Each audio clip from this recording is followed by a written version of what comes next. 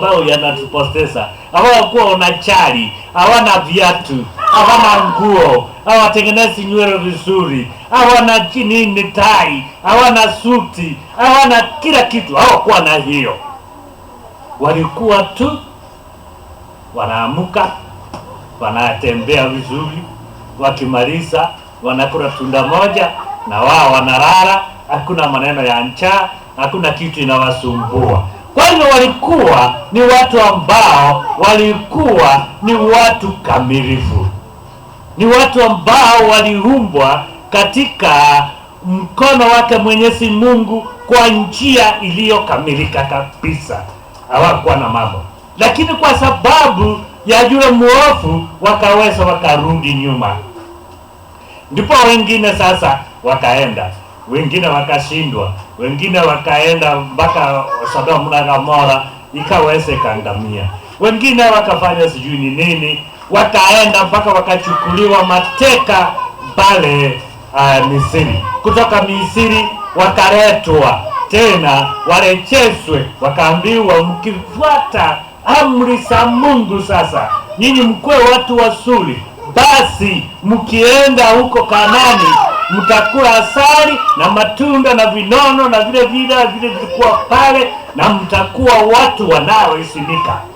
Nao wakafanyiwa hivyo. Walifika jangwani, wakalalamikia Mwenyezi Mungu, wakasema hakuna chakula hapa, hakuna nyama hapa. Afadhali huko Misri mahali tulikuwa nakula nyama, sasa hapa jangwani hata maji hakuna. Watoto wetu, wewe Musa ulituleta hapa ili tuweze tukaangamia. Afadhali tungekufia pale mahali tunakula nyama, mahali tunakunywa maji, mahali tunapata vitu ambavyo tulikuwa nataka, ngawa tulikuwa nafanyiwa kazi. Lakini sasa wewe ona, tunafika hapa, ni Mungu akaleta chakula kutoka mbinguni, na hiyo chakula ilikuwa inaitwa mana.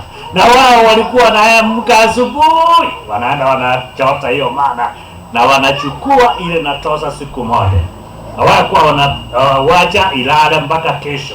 Kwa hivyo wakawa wanakula, lakini pia walikuja wakakufa, kwa maana kuna nyoka ambaye Musa alisimamisha pale jangwani, akasema mtu akiangalia nyoka hii, mtu akiangalia nyoka hii na aweza katubu, huyu mtu ataweza kufanya nini? Kupona.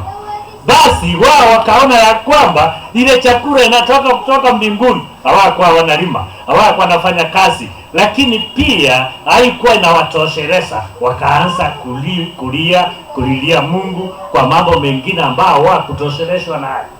Ndipo sasa Mungu akafanya mpango. Alipofanya mpango, akamleta Yesu Kristo akafa pale msalabani kwa ajili ya mapenzi ya dhambi zetu, ili tuweze kurejeshwa tena. Ndipo sasa katika funzo hili anatuambia ya kwamba amini amini nawaambia, yeye aniaminie ana uzima wa milele. Haleluya! Hakuna kitu kingine unatakiwa kufanya. Kama vile Adamu na Hawa walikuwa na kitu wanafanya tu, walikuwa nalala. Na sisi tunaambiwa kitu mmoja peke yake, ati kuamini. Unaamini tu, yes, tosha gani. Hakuna kitu unaenda kufanya, hakuna shamba unaenda kulima. Shamba ni yeye. Hii mambo mengine ya dini ni yeye. Hii mambo mengine tunashughulika ni yeye. Lakini ya Mungu anakuambia peke yake ni nini? Ni kuamini. Haleluya. Lakini unaamini nini? Unapokuambiwa ya kwamba wahubiri wanahubiri, wanakuambia uamini. Amini amini nawaambia, yeye aliyeamini ana uzima. Yeye anayeniamini ana uzima, na yeye atakuwa anakula chakula ambacho ni cha uhai. Bwana Yesu asifiwe. Yaani ya kwamba Yesu anasema tena ya kwamba mimi ndimi chakula cha uzima. Akasema ya kwamba baba zetu ambao ni wale walikuwa wanatoka Misri kwenda Kanaani walikula mana bare jangwani, lakini walikufa. Anasema ya kwamba hiki chakula ni chakula kishukacho kutoka kwa nani? Mbinguni. Na hiyo chakula anayowapa ni mwili wake, anatoa mwili wake, ni chakula, na ukila ufi. Sasa tunaamini ya kwamba tunatakiwa kuamini kwamba Yesu Kristo alikuja akafa msalabani. Hiyo ndio kitu ambacho tunatakiwa kuamini, ya kwamba alikufa kwa ajili ya dhambi zangu na dhambi zako, ili uweze ukasamehewa. Wewe kazi yake tu ni kuamini ya kwamba yeye alikukufia, kwa maana Bwana alitaka kutuua. Mungu alitaka angamize kama Sodoma na Gomora, lakini Yesu akasema ngoja nipe nafasi kidogo, niende nikasema na wao, niweze nikawaambia maneno, niweze nikasema na wao, ili nione ya kwamba hii mwaka niwawekea mbolea kama wanaweza kutupu. Basi anasema mimi ndimi chakula chenye uzima kishukacho kutoka mbinguni, mtu akila chakula ataishi milele. Bwana Yesu asifiwe. Hapo ndio sasa analeta injili ile inayochanganya na watu wale walikuwa wanaitwa Wafarisayo, ya kwamba yeye ndiye chakula kile kishukacho kutoka kwa nani? Kwa Mungu. Na mtu akila mwili wangu, huyu ataishi milele.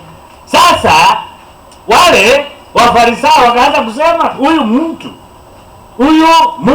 anatuambia ya kwamba tule mwili wake tuwe na uzima wa milele. Huyu mtu ako namna gani? Huyu mtu amekosa kisaka. Mtu anaweza kula mtu akuwe na uhai wa milele asife? Hii ni mambo gani? Hiyo hawakuwa wanajua ya kwamba ile mwili ambao tunakula, yaani hiyo mwili unakuwa ni kama chakula chetu, kwa maana yeye ametupa uhai. Tutakapoangalia Yesu Kristo tutakuja kuwa na uzima ule wa milele. Hiyo ndio alikuwa anaamini. Anasema maana yake ni kwamba sisi tutakuja kuwa na uzima wa milele, bali sio ati tunakula mwili huyo ndio tuwe na uzima, bali tutakuja kurithi uzima ule wa milele. Wale ambao watakuwa wanaamini wanakuwa nani? Watakatifu. Hawa watu ndio watakuja kurithi uzima ule wa milele. Hapo ndipo tutakuja kuwa na ule uzima, tunakuwa na uhai, tunakuwa na uzima na uhai. Ndipo sasa yeye anatuambia ya kwamba tukila mwili wake, kwa maana chakula hicho anasema ni chakula kamilifu, ni chakula kilichotosha. Yaani tutakapoamini katika neno lake, tutakapokuwa tuna angia katika ushirika, tukawa tunakumbuka mateso yake na kifo chake katika chakula ya meza ya Bwana, basi hapo ni kama kwamba tumekula mwili wake. Na kupitia hiyo kukula ile meza ya Bwana, basi tutakuwa na uzima, kwa maana tutakuwa tunakumbushwa ya kwamba huyu ambao tunayoamini alikufa kwa ajili yangu na wewe. Ndio maana sisi tuko hai. Hiyo ndio maana yake ilikuwa, bali sio kwamba tule mwili ule ambayo ulikuwa mwili wake tuweze kuwa na uzima wa milele, bali tutakapoyaamini yale alikuja kututendea sisi, ndio tutakuja kuishi uzima wa milele, ambao tutaishi bila kifo, ambapo tutakuja kuwa watu warithi, ambao tutakuwa tunakaa pale mpaka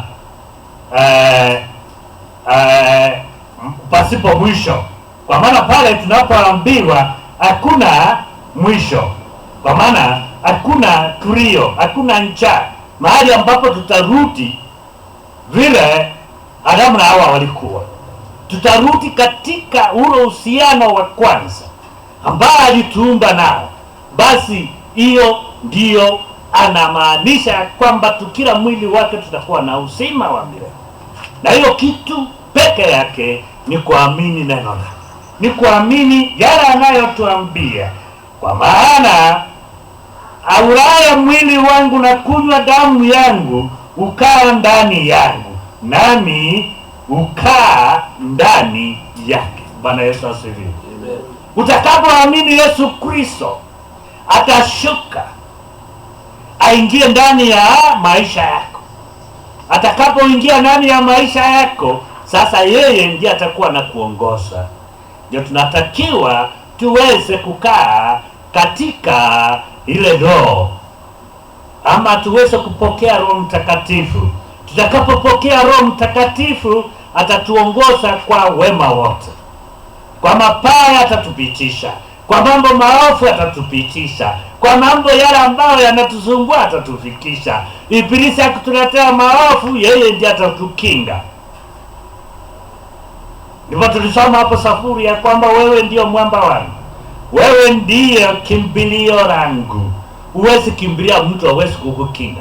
Huwezi kimbilia mtu ambaye, kwa maana Daudi alipoangalia aliona Bwana alimkinga na adui zake, akawa anakuwa na ufalme mwema, anatawala ufalme pasipo masumbufu ya adui. Akasema nimewekwa na watu wananisema mchana na usiku, lakini nikiwa pamoja na wewe unanikinga, nikiwa pamoja na mkono wako unaniongoza. Ninajua ya kwamba ndani yako kuna uhai. Ndipo Hosa anasema ya kwamba mtu yoyote ambaye atakayempenda yeye ataingia, atakaa ndani yake. Ukimpenda Yesu Kristo utakuwa ndani ya Yesu Kristo. Ndipo watu wengine wanaona kama ni msawa, lakini ukiwa ndani ya Yesu Kristo, na Yesu Kristo ataingia ndani yako, atakaa. Ile mambo yote unayotaka atakuwezeshea. Yale maovu yote ambayo yanakusumbua atakushindia.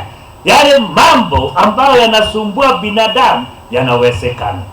Lakini kama haupo ndani ya Yesu Kristo, hata uende kwa watu manabii hapa wanasema ni manabii, uende kwa nani akuombea namna gani? Kama haupo ndani ya Yesu Kristo, hiyo mambo nayo kusumbua wewe stop. Kwa maana watu wengine tumechukulia jambo hilo